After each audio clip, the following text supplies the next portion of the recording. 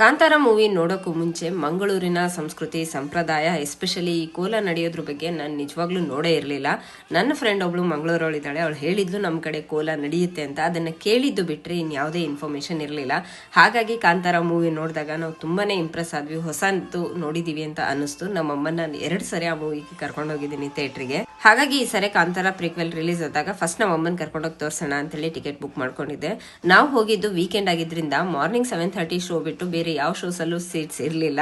Morning 7:30 ಆದ್ರೂ ಎಲ್ಲ seats book ಆಗಿತ್ತು. ತುಂಬ ಜನ ಅವ್ರ ಪೇರೆಂಟ್ಸ್ನ ಕರ್ಕೊಂಡು ಬಂದಿದ್ರು. ಅವ್ರಿಗೆ ನಡೆಯೋಕ್ಕಾಗ್ತಾ ಇರಲಿಲ್ಲ, ಕಷ್ಟಪಟ್ಕೊಂಡು ನಡ್ಕೊಂಡು ಬರ್ತಾ ಇದ್ರು.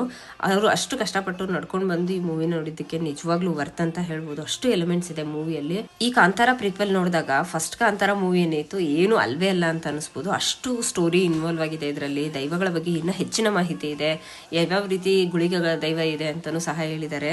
ಮೂವಿ ತುಂಬಾನೇ ಚೆನ್ನಾಗಿದೆ, ಯಾರು ಮಿಸ್ ಮಾಡ್ಕೋಬೇಡಿ, ಹೋಗಿ ನೋಡಿ.